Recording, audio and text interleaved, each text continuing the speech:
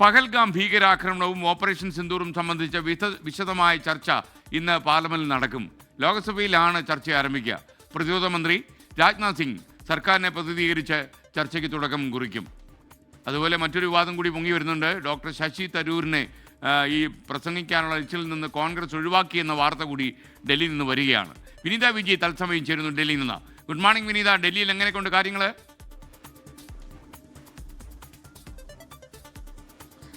Very good morning S K.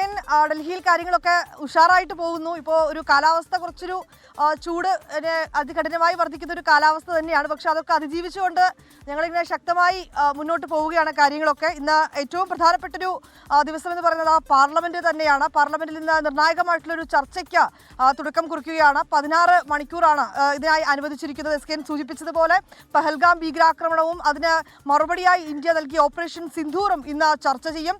നേരത്തെ തന്നെ ഇത്തരം ചർച്ചകൾ വേണമെന്ന് പ്രതിപക്ഷം ആവശ്യം ഉന്നയിച്ചിട്ടുണ്ടായിരുന്നു. പ്രതിപക്ഷത്തിന്റെ ഈ ആവശ്യം കൂടി പരിഗണിച്ചുകൊണ്ടാണ് ഇന്ന് ചർച്ചയ്ക്ക് തുടക്കം കുറിക്കുന്നത്. ഇന്ന് ലോക്സഭയിലാണ് ആദ്യം ആ ചർച്ച നടക്കുക. നാളെ ഇതേ വിഷയം രാജ്യസഭയിലും ചർച്ച ചെയ്യും. 16 മണിക്കൂറാണ് ചർച്ചയ്ക്കായി അനുവദിച്ചിട്ടുള്ളത്. സർക്കാരിന്റെ ഭാഗത്തു നിന്ന് പ്രതിരോധ മന്ത്രി രാജ്നാഥ് സിംഗ് ആയിരിക്കും ആദ്യം ചർച്ചകൾക്ക് തുടക്കം കുറിക്കുന്നത്.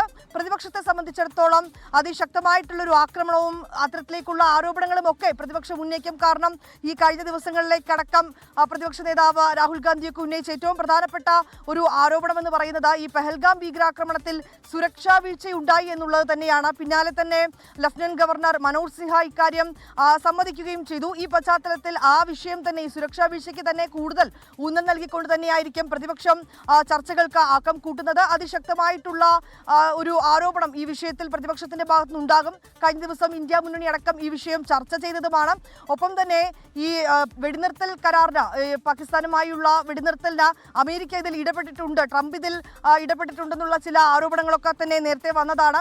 ട്രംപും ഈ കാര്യങ്ങൾ സൂചിപ്പിച്ചിട്ടുണ്ടായിരുന്നു. ഇതിൽ പ്രധാനമന്ത്രി വിശദീകരണം നൽകണമെന്നൊരു ആവശ്യം പ്രതിപക്ഷാംഗങ്ങൾ നേരത്തെ ഉന്നയിച്ചിട്ടുണ്ട്.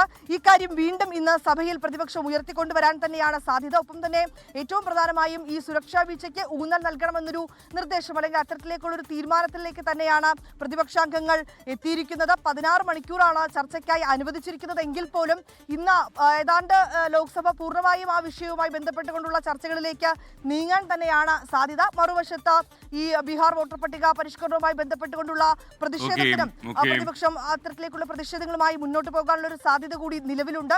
ഏതാണെങ്കിലും ഈ വിഷയം പ്രതിപക്ഷത്തിന്റെ കൂടി ആവശ്യം പരിഗണിച്ചുകൊണ്ടാണ് ഇന്ന് ലോക്സഭ ചർച്ച ചെയ്യുന്നത്. എസ് കെ, ലോകത്തെവിടെയായാലും ഏത് സമയത്തും 24 വാർത്തകളും ഓഗ്മെന്റഡ് റിയാലിറ്റി പാക്കേജുകളും എക്സ്പ്ലെയിനറുകളും വിശദമായി കാണാൻ ഞങ്ങളുടെ യൂട്യൂബ് ചാനൽ നിങ്ങൾക്ക് സബ്സ്ക്രൈബ് ചെയ്യാം.